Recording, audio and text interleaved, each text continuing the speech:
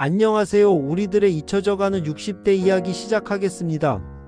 새벽 공기가 연탄 냄새와 함께 목구멍을 스치고 지나갈 때 나는 비탈진 골목을 내려갔다.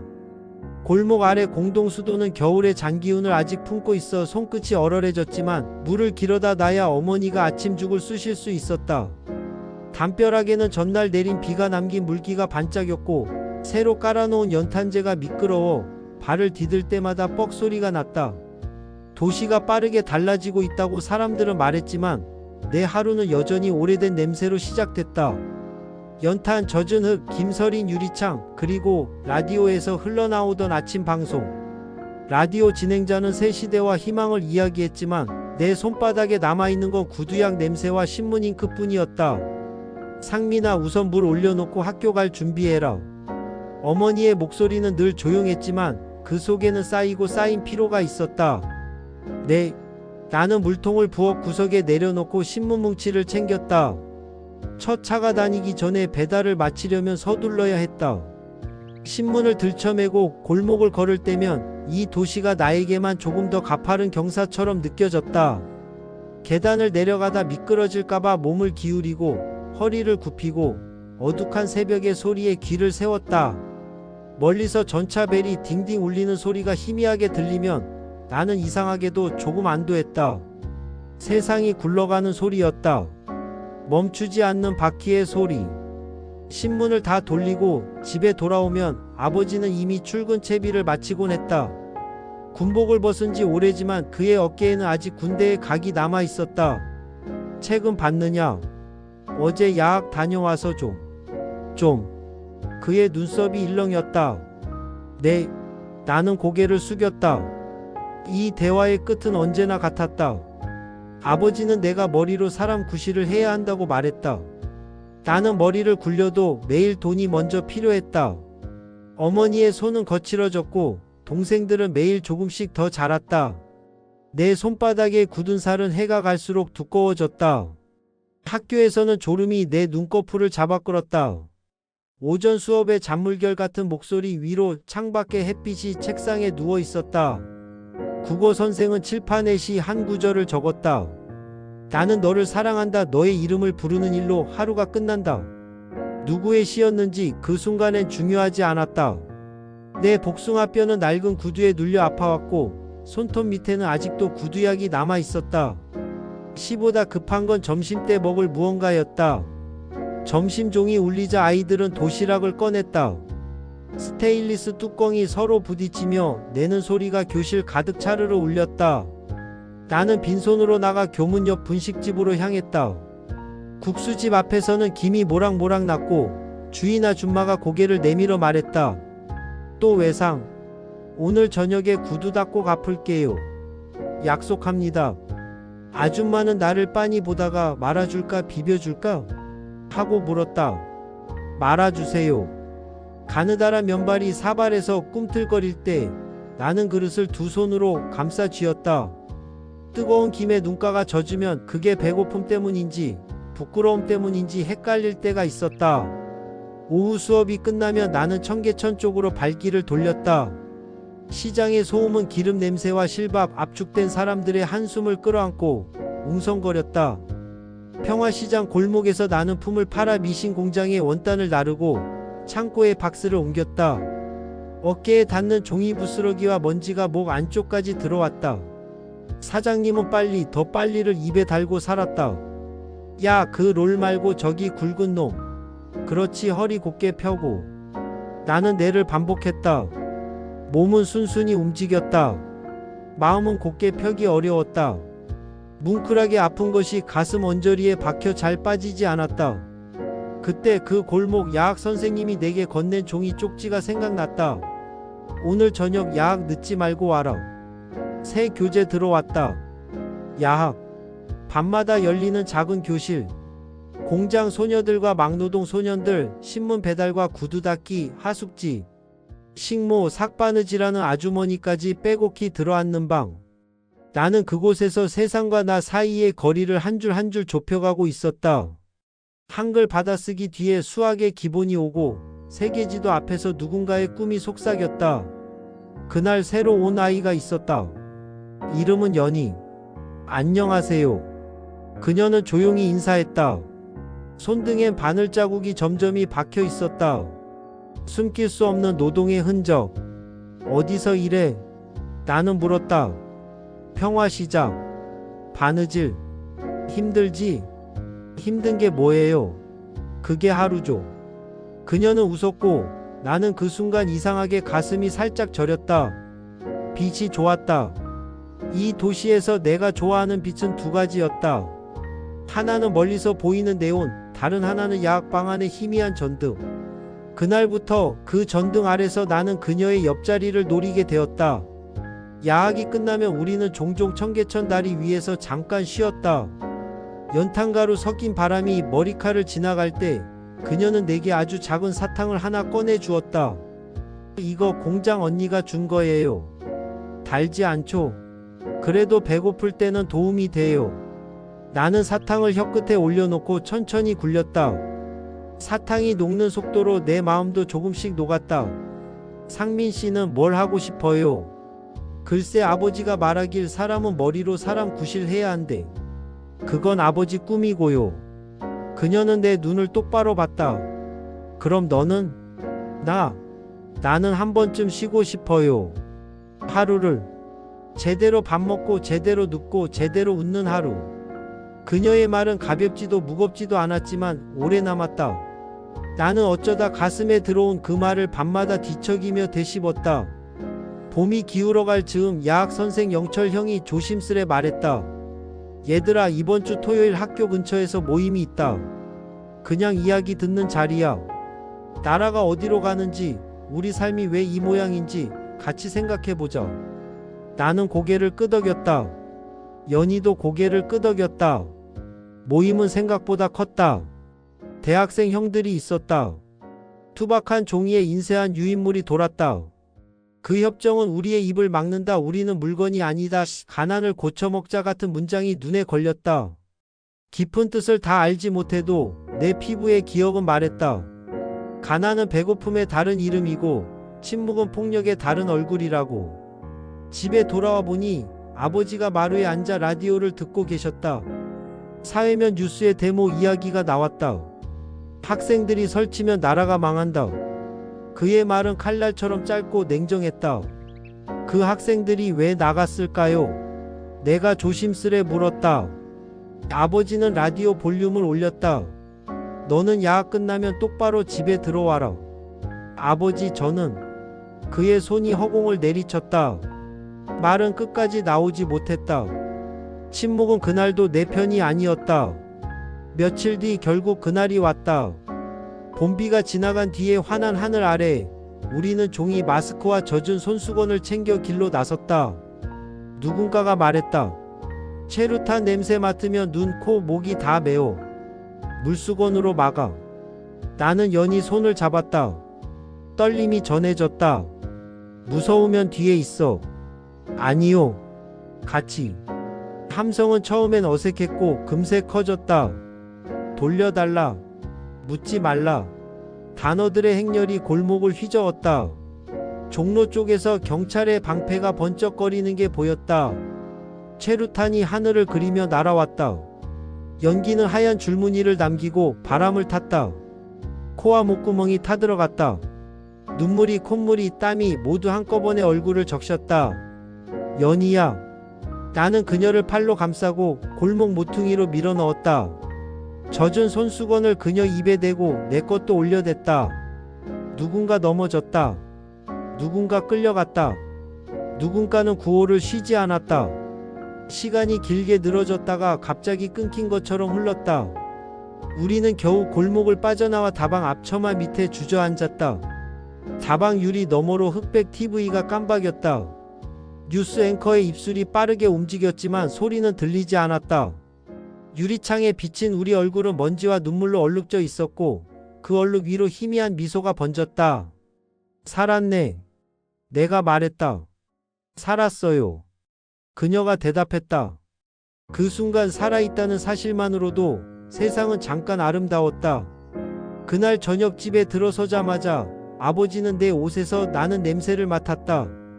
체류탄, 땀, 먼지, 거리. 어디 갔다 왔느냐? 그냥 야학 친구들이랑. 거짓말. 탁 밥그릇이 마루에 굴러갔다. 상민아 어머니가 말리려다 멈췄다. 아버지의 손이 내 어깨를 밀었다. 나는 뒷걸음질 치다 문턱에 걸려 넘어졌다. 내 등짝에 오래된 분노가 뜨겁게 내려앉았다. 내가 뭘 안다고 설치느냐? 나는 이를 악물었다. 아버지는 뭘 아시는데요? 정적. 나도 모르게 내뱉은 말. 아버지의 눈빛이 낯설게 떨렸다. 손이 올라왔다가 멈췄다. 잠깐, 아주 잠깐 그의 어깨가 무너져 보였다. 바깥이 얼마나 험한지 네가 알아. 그는 등을 돌려 방으로 들어가 버렸다. 남겨진 공기에는 오래된 체념과 신선한 후회가 함께 떠다녔다. 어머니가 내 등을 쓰다듬었다. 살아 돌아왔으니 됐다. 그 말에 나는 이상하게 더 눈물이 났다. 며칠 뒤 연희가 야학에 오지 않았다. 공장 앞에서 그녀를 기다리자 알아보는 듯한 경비가 고개를 저었다. 그만뒀어. 왜요? 시끄럽다. 가라. 나는 청계천 물가를 따라 걸었다. 오래된 천 위에 새 천을 덧대듯 도시의 상처들도 새로 칠한 페인트로 가려지고 있었다. 하지만 이 냄새, 이 소리, 이 찌꺼기는 페인트 두께로 가릴 수 없었다. 밤이 깊어질 무렵 야학교실 문이 조용히 열렸다. 연희가 들어왔다. 괜찮아? 아니요. 그녀의 목소리는 쉬어 있었다. 잘렸어요. 데모 나갔다고. 나는 바로 미안해라고 말했지만 그 말은 너무 가벼웠다. 대책이 필요했다.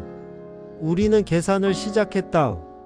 어떤 방을 얻을 수 있는지, 일자리를 어디서 구할 수 있는지, 하루 밥값은 얼마가 필요한지. 내가 더 벌게. 내가 말했다. 너나 공부해. 내 공부는 야학에서도 할 수 있어. 나는. 그녀는 웃었다. 나도 야학에서 할게. 그 웃음이 또 내 가슴을 찔렀다. 달콤하고 아팠다. 그 다음 날부터 나는 일거리를 더 받았다. 낮에는 원단, 저녁에는 구두, 밤에는 신문. 겨울이 오기도 전에 내 안의 지방은 사라진 듯했고 피고는 뼈처럼 단단해졌다. 국수집 아줌마는 외상장부를 봐주었고 하숙집 아주머니는 얇은 이불 하나를 건네주었다. 어린 것들 추위가 더 독해. 감사합니다. 이 도시엔 이유 없이 주어진 친절이 간혹 있었다. 그리고 그 친절은 대가 없이 오래 기억되곤 했다. 초겨울 달동네에서 연탄가스 사고가 났다. 낮은 지붕 사이로 누런 연기가 10개 배어 나왔고 누군가 소리쳤다. 아랫집 문 안 열려. 나는 망설이지도 않고 달려갔다. 문을 발로 찼다. 한 번, 두 번, 세 번. 문이 열리자 무겁고 달큰한 가스 냄새가 덮쳤다. 아이가 방 한쪽에 쓰러져 있었다. 나는 아이를 끌어안고 밖으로 나왔다. 어머니가 달려와 담요를 가져왔다. 아버지도 뛰어왔다. 호흡을 유도하고 창문을 활짝 열었다. 아이가 격하게 기침을 하더니 뱉어낸 숨 사이로 울음이 터졌다. 살았다. 그 순간 아버지가 내 어깨를 잡았다. 그의 손길이 낯설었다. 거칠면서도 흔들렸다. 잘했다. 그 한마디가 내 속에 어떤 얼음을 깼다. 밤중 아버지는 잠깐 나를 불렀다. 너 어디까지 갈 생각이냐? 몰라요. 그냥 우리가 덜 배고픈 데까지. 아버지는 한숨을 났다. 알겠다. 그는 많이 말하지 않았다. 하지만 그날 이후 그의 눈빛은 조금 달라졌다. 나를 꾸짖는 자리에서 한 걸음 물러서 있었고 내가 밤에 늦어도 문지방에 불빛이 오래 켜져 있었다. 겨울은 한 번에 오지 않았다. 서서히 그러나 확실히 왔다. 바람은 더 얇아졌고 손끝은 더 굳어졌다. 어느 날 야학에서 시험을 봤다. 수학 문제의 부등식이 거짓말처럼 쉽게 풀렸다. 연희는 역사 문제를 잘 풀었고 듣기평가 대신 선생님이 직접 읽어주는 문단을 따라 받았음. 우리 노트는 연탄재가 묻어도 반짝거렸다. 상민 씨 합격하면 뭐 하고 싶어요? 나는 생각했다. 나를 오랫동안 잡아당기던 단어들이 머릿속에서 질서를 잡았다. 면허, 기술, 자격증 그중 하나라도 내 손에 쥐고 싶어. 나는 이름이 불리고 싶어. 공장에서 번호 대신 이름. 연희는 말끝에 웃었다. 겨울밤 웃음도 김이 났다. 연말이 다가올수록 거리엔 흑백 TV를 창가에 걸어놓은 전파사들이 늘었다. 사람들은 유리창 앞에 모여섰다. 앵커의 표정은 세상사를 다 아는 듯했고 광고 속 배우는 더 따뜻한 겨울을 아는 듯했다. 나는 유리창에 비친 내 모습을 잠깐 봤다. 마른 얼굴, 검은 손, 하지만 눈동자는 또렷했다. 그때 뒤에서 누가 팔꿈치로 내 옆구리를 건드렸다. 야, 상민. 만식이었다. 골목에서 함께 컸고 때론 붙고 때론 웃던 친구. 이번 주 또 모인다. 더 크게. 연희가 공장 잘렸어. 그는 잠깐 침묵했다. 그래. 그래서 더 나가야지. 나는 대답하지 않았다. 내 안에서 두 목소리가 싸웠다. 나가라, 같이 소리쳐라. 버텨라, 돈을 벌어라. 둘 다 진짜 같아서 더 힘들었다. 그 주 토요일 나는 결국 시장으로 갔다. 데모 대신 일. 나 대신 만식이 나갔다. 오후 늦게 소문이 들려왔다. 오늘 많이 잡혀갔대. 발바닥이 얼어붙었다. 나는 일을 대충 마치고 파출소 앞에 갔다. 바깥 공기는 소금기 없는 바닷바람처럼 텁텁했다. 철문 틈새로 누군가의 신음과 누군가의 욕설이 바스러졌다. 무슨 일로 왔나? 경찰이 물었다. 친구 만식이. 데려가면 안 될까요? 고등학생인데. 경찰은 코웃음을 쳤다. 다 똑같지. 나는 주머니를 뒤졌다. 오늘 번 돈을 종이봉투에 넣었다. 이건 야식값이라 생각해 주세요. 그 대신 그 친구는 내일 학교 가야 하니까. 잠깐의 정적. 이름이 만식. 철문이 열렸다. 만식의 얼굴에 최루탄과 눈물의 잔흔이 엉겨 붙어 있었다. 그는 나를 보고 고개를 들었다. 야, 상민, 너 왜 왔냐? 가자. 우리는 말없이 걸었다. 밤 공기가 차가웠다. 미안하다. 그가 말했다. 살아있잖아. 내가 말했다. 살아있는 것이 모든 대답이었던 시절이 있었다. 이 밤이 그랬다. 겨울의 끝자락 야학에서 작은 발표회가 있었다. 우리가 읽을 수 있게 된 문장들, 풀 수 있게 된 문제들, 나눌 수 있게 된 빵과 국의 온기. 선생님은 말했다. 여러분이 배운 건 글자와 숫자만이 아닙니다. 서로의 얼굴을 보는 법입니다. 나는 고개를 끄덕였다. 사실이었다. 내가 이 도시에서 견뎌낼 수 있게 해준 건 싸움과 노동만이 아니었다. 누군가의 얼굴, 누군가의 이름, 그 이름을 부르는 일. 연희가 내 손에 종이 한 장을 쥐어주었다. 뭐야? 면접. 어디? 옆 동네 작은 봉제방. 숙식 가능. 너는? 나는 거기서 밤에 야학 계속할 거야. 축하한다. 우리는 서로의 손을 꼭 잡았다. 차갑고 뜨겁고 살아있었다. 그리고 어느 날 나는 아버지와 함께 연탄을 나르며 천천히 걸었다. 말이 많지 않은 산책이었다. 상민. 네. 사람이 아버지는 말을 고르고 또 골랐다. 사람이 욕심을 내야 살아. 나는 고개를 들었다. 욕심. 배고프지 않으려고 내는 욕심. 남에게 밥 얻어먹지 않으려고 내는 욕심. 내 욕심이 나랑 다르면 어떻냐? 그 말은 내 가슴에 조용히 내려앉았다. 아버지는 끝까지 내 편을 드는 사람은 아니었지만 그날만큼은 내 길을 완전히 막지 않았다. 그는 앞장섰고 나는 뒤에서 연탄을 하나 더 들어 올렸다. 어깨가 내려앉는 무게가 고통 같았지만 동시에 기준 같기도 했다. 무엇이 무거운지, 무엇을 버텨야 하는지. 봄이 다시 왔다. 골목의 흙길은 말라 먼지가 되었다. 아이들은 고무줄 놀이를 했고 남자아이들은 공기놀이와 딱지에 열을 올렸다. 나는 때때로 그 옆에 쭈그려 앉아 구두통을 열었다. 구두약을 천에 바르고 반짝임을 만들어주면 손님은 잠깐 기분이 좋아졌다. 그 반짝임으로 하루를 버티는 사람들이 있었다. 그리고 나도 그 반짝임으로 하루를 버텼다. 야하게 시험을 통과했다는 소식을 받은 날 나는 분식집으로 달려갔다. 아줌마, 왜 이렇게 호들갑이야? 오늘은 외상 말고 현금. 나는 주머니에서 접어둔 돈을 꺼냈다. 라면과 김밥이 나왔다. 김밥에 검은 김이 햇빛을 받아 반짝였다. 라면의 면발이 들썩였다. 나는 젓가락을 쥐고 잠깐 기도처럼 눈을 감았다가 후루룩 소리를 내며 먹었다. 혀끝에 닿은 뜨거움과 짭짤함, 약간의 기름 냄새, 그리고 마지막에 남는 공복의 빈자리까지 나는 천천히 정직하게 삼켰다. 밤이 되면 나는 여전히 달빛을 보았다. 도시의 불빛과 달빛이 섞여 내 골목까지 흘러내렸다. 멀리서 트럭 소리가 나고 전차의 마지막 벨소리가 희미하게 들리고 다방의 문 닫는 소리가 신발굽처럼 딱딱 울렸다. 나는 마음속으로 이름들을 불렀다. 어머니, 아버지, 만식, 영철 형, 그리고 연희. 이름을 부르면 하루가 끝났고 이름을 부르며 내일이 시작되었다. 나는 17이었다. 사랑을 알 만큼, 세상의 주름을 볼 만큼. 최루탄의 매운 냄새와 연탄가스의 달큰한 냄새 사이에서 나는 살아남는 법을 배웠다.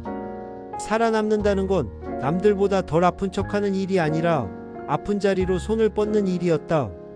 누군가의 손을 잡아 일으키고 누군가에게 손을 내밀어 일어나는 일. 그게 내 하루였고 내 내일이었다. 그리고 다음 장면에서 나는 더 큰 소리를 듣게 될 것이다. 도시가 다시 한번 뒤집히는 소리, 사람들의 발걸음이 한꺼번에 같은 방향으로 몰리는 소리, 누군가의 이름이 더 크게 불리는 소리. 그 소리 속에서 나는 내 이름도 잃지 않으려고 더 단단히 이를 악물 것이다. 왜냐하면 나는 이미 배웠으니까. 살아남는 것이 이기는 것이라는 걸. 그리고 사랑하는 것이 살아남는 힘이라는 걸.